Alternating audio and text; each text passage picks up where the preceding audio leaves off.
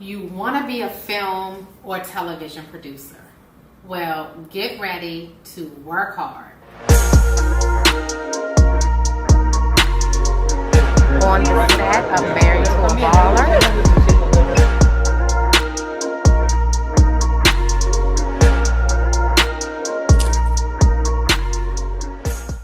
I'm Tressa Azarel Smallwood, and I love what I do as a film producer.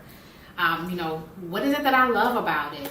I'll tell you, seeing a project on the page and in the pre-development stages and watching that project go through the stages and seeing the finished product on screen warms my heart. That's what I love most about being a film producer. When you're thinking about, should I do this? What does this job entail? You have to ask yourself, do you love the creative process? Do you think that you're going to be more of a line producer? Do you like the numbers better? Making sure that the budgets line up. Is it something where you feel like you would be better at creative producing? That's where you are responsible for supervising and leading the team in the development phases. Maybe you say to yourself, I want to be an executive producer. I want to help raise the capital. I want to make sure that we have the right funding and that we can make the movie that we want to make on time, on budget. I think that before you jump into it, you have to look at all of the different areas and ways that you can be involved in the producing process and on the team. Typically, any project that you see out there, it has multiple producers, right?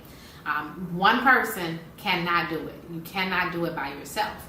But with teamwork, collaboration with the right people, everybody is bringing their skill sets together to make an amazing movie or series. At Megamind, for me, I always look for other producers to join our team because I know that collaboration is key.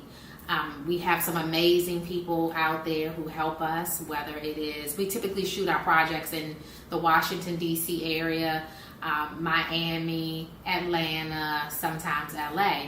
But what has made us successful is the fact that we have a team of amazing producers who have a lot of the skill sets that I don't think that people realize you actually need to be a producer, right?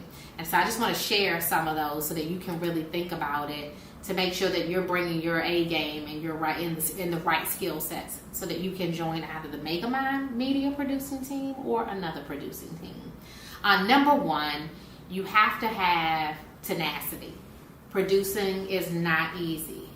You have to be able to have what it takes to conquer all of these different problems that are definitely going to come about.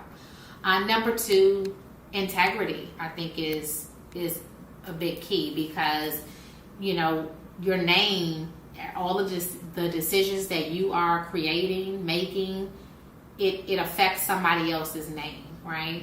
I also think that you need to have a strong sense of story. You have to know story and make it make sense because you're going to be hiring first ADs and different people who are going to do the scheduling, but you have to know the story yourself to make sure that it all makes sense. And if you have to pivot and make a decision, you know how to make the best decision based on story. Another thing I think you have to be really good at is management. Like, what's your management style?